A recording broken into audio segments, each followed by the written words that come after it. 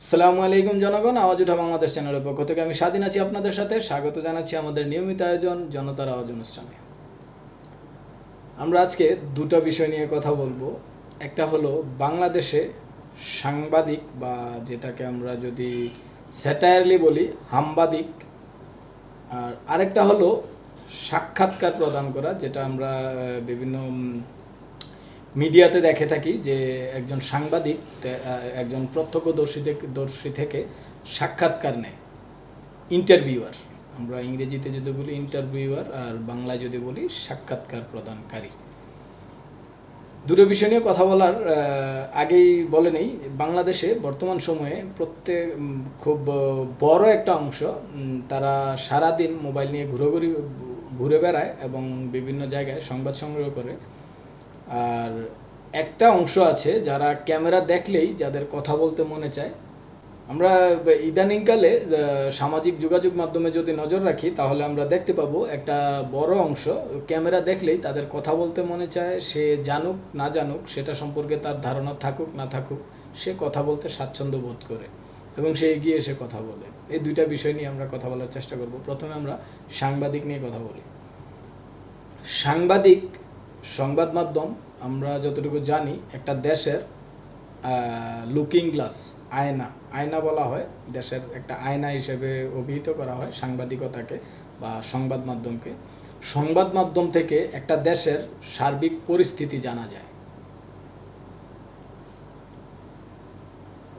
প্রত্যেক দিন প্রত্যেক মুহূর্তে বাংলাদেশের কোথায় কি হলো, কোন প্রান্তে কি দুর্ঘটনা হলো, কি সুসংবাদ কি দুঃসংবাদ, কি ভালো কি মন্দ, সকল প্রকার খবর আমরা পেয়ে থাকি সাংবাদিকের মাধ্যমে এবং সংবাদ মাধ্যম থেকে। ওই দিক থেকে সংবাদ মাধ্যম একটা গুরুত্বপূর্ণ ভূমিকা পালন করে দেশের বিভিন্ন অসঙ্গতি নির্মূলে এবং দেশে বিভিন্ন অন্যায় অত্যাচারের বিরুদ্ধে অনেক সংবাদ প্রচার করে থাকে। কিন্তু আজকের দিনে আমরা যদি খেয়াল করি, দেশে আমার মনে হয় এতজন দর্শক নাই যতজন সাংবাদিক আছে বা হামবাদিক আছে। যার কাছে একটা মোবাইল আছে সেই সাংবাদিক, যার কাছে একটা ক্যামেরা আছে সেই সাংবাদিক, যার কাছে একটা ট্রাইপড আছে সেই সাংবাদিক। তো আমরা এইটা সাংবাদিক নিয়ে কথা বলার কারণ হলো, আমরা আজকের দুনিয়ায় শুধু বাংলাদেশে যে তা না, বিশ্বের বিভিন্ন দেশে, বিশেষ করে এশিয়ার দেশগুলোতে একটা দুর্ঘটনা হলে যদি উদ্ধার কাজে আমরা নজর দেই, উদ্ধারকর্মী যদি থাকে 10 জন, তাহলে সাংবাদিক থাকে 20 জন, 30 জন, 40 জন, 3 গুণ 4 গুণ 5 গুণ সাংবাদিক থাকে। কি করে? সবাই ক্যামেরা খুলে দাঁড়িয়ে থাকে, ভিডিও রেকর্ড করছে, কিন্তু উদ্ধারকর্মে হাত দিতে রাজি না। উদ্ধারকর্মে হাত দিচ্ছে না, তারা সংবাদ সংগ্রহ করছে। ওই জায়গা থেকে আমরা বলবো, যারাই আজকের দিনে সামাজিক যোগাযোগ মাধ্যমে সাংবাদিকের দায়িত্ব পালন করার চেষ্টা করছেন, যারাই সংবাদ প্রচার করার চেষ্টা করছেন, সংবাদ পরে দেখানোর চেষ্টা করছেন, তাদের জায়গা থেকে সাংবাদিকতা একটা পেশা। আর এই পেশায় আপনি কাজ করতে হলে আপনার কিছু নৈতিক দায়িত্ববোধ থাকে দেশের প্রতি, জনগণের প্রতি, সাধারণ মানুষের প্রতি, এবং যারা সংবাদ পাঠক বা যারা দর্শক তাদের প্রতি আপনার একটা দায়িত্ববোধ থাকে।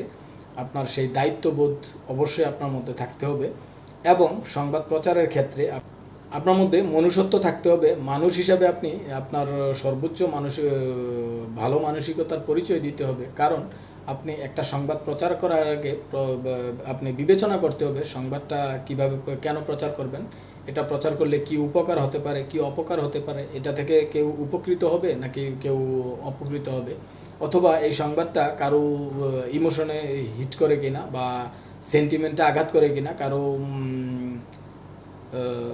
অনুভূতিতে আঘাত করে কিনা, এই বিষয়গুলো খেয়াল রাখতে হবে। আরেকটা জিনিস, আমরা যারা সংবাদ সংগ্রহ করেন, তারা সংবাদ সংগ্রহের ক্ষেত্রে বর্তমান সময়ে মার্কেটে অনেক ধরনের ব্যবহার সামগ্রী পাওয়া যায়, যেগুলো আপনি বডিতে ক্যামেরা ফিট করতে পারেন। একটা ছোট ক্যামেরা ব্যবহার করতে পারেন, মোবাইল ক্যামেরাকে আপনার বেল্টের মাধ্যমে সামনে ফিক্স করতে পারেন।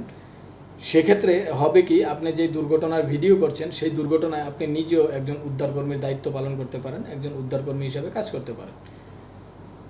অতএব সাংবাদিকদের প্রতি এই গণহারে যারা সাংবাদিক,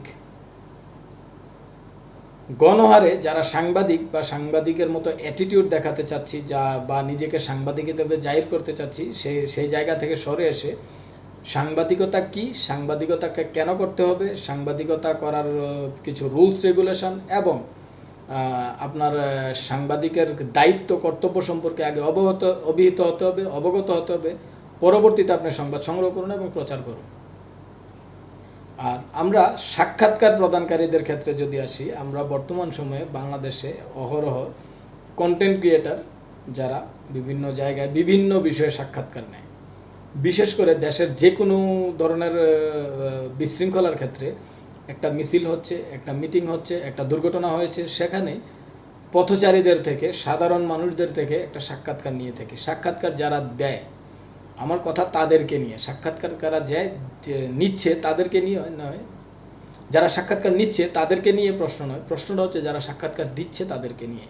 আমি ক্যামেরা দেখলাম, ক্যামেরার সামনে দাঁড়িয়ে গেলাম। আমরা কিছুদিন আগে বিমান দুর্ঘটনায় আমরা দেখেছি কিছু কিছু ছেলে, কিছু মেয়ে তারা ছাত্র পরিচয় দিয়ে আন্দোলনে অংশগ্রহণ করেছে এবং তারা ক্যামেরার সামনে এসে দেদারসে বলে যাচ্ছে, মৃতের সংখ্যা নিয়ে কথা বলে যাচ্ছে, মৃতের সংখ্যা কম বেশি নিয়ে কথা বলছে, আহতদের সংখ্যা কম বেশি নিয়ে কথা বলছে, এখানে বিমান ঘাঁটি কেন সেটা নিয়ে কথা বলছে, প্রশিক্ষণ বিমান এখানে উঠছে কেন সেটা নিয়ে কথা বলছে।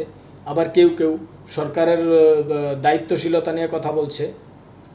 আমি মনে করি কথা বলার আগে আমি যখন একটা সাক্ষাৎকার দেব, আমার পুরো জ্ঞান থাকতে হবে, সেটা সম্পর্কে আমার আইডিয়া থাকতে হবে যে আমি উদাহরণ হিসাবে এই বিমান দুর্ঘটনাকে নিয়ে আসছি, যে কারণ যেহেতু এটা খুব রিসেন্টলি ঘটে যাওয়া একটা দুর্ঘটনা। এই বিমান দুর্ঘটনাটা কেন হলো, কিভাবে হলো, এটার কারণ কি, সেটা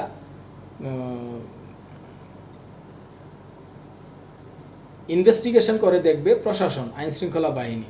আর আইনশৃঙ্খলা বাহিনী ইনভেস্টিগেশনের আগে আমরা কোনো কিছু বলতে পারি না। আর যে মৃতের সংখ্যাটা নিয়ে আমরা কথা বলছি, আমরা কিন্তু কেউ সঠিক বা জানি, আমরা যারা বেশিরভাগ দেখা গেছে, মোর দেন 80-90% মানুষ দেখা গেছে যারা সাক্ষাৎকার দিচ্ছে বিভিন্ন ক্যামেরার সামনে, বিভিন্ন সাংবাদিকদের সামনে যারা সাক্ষাৎকার দিচ্ছে, তারা এটাই কনফার্ম না যে সেই ক্লাসে কতজন শিক্ষার্থী ছিল, তারা এটাই কনফার্ম না কতটি ক্লাস আক্রান্ত হয়েছে সেই দুর্ঘটনায়, তারা এটাই কনফার্ম না কতজন শিক্ষার্থীর যে অভিভাবক দাবি করছে যে আমাদের সন্তানদেরকে পাওয়া যাচ্ছে না, অথচ তারা ক্যামেরার সামনে সাক্ষাৎকার দিচ্ছে এতজন হারিয়ে গেছে, এতজন মৃত্যুবরণ করেছে, এতজনকে খুঁজে পাওয়া যাচ্ছে না, তারা নিজেরাই জানে না আসলে সংখ্যাটা। আমরা একটা ভিডিও দেখেছি, যে ভিডিওতে একটা সম্ভবত মেয়ে শিক্ষার্থীকে প্রশ্ন করা হয়েছিল যে তোমার ধারণা কতজন, সে বলছে 150 থেকে 200। আবার তখন বললো যে তুমি কিভাবে বুঝলে, উদাহরণ দাও। সে উদাহরণ দিল প্রত্যেক ক্লাসে 30 জন করে ছাত্রছাত্রী, 3টা ক্লাস আক্রান্ত হয়েছেন। 3টা ক্লাস যদি আক্রান্ত হয়ে থাকে, 3টা ক্লাসে যদি কেউ বেঁচেও না থাকে, সেক্ষেত্রেও 90 জন থাকার কথা, সংখ্যাটা 90 হওয়ার কথা, সে 150 থেকে 200 বলছে।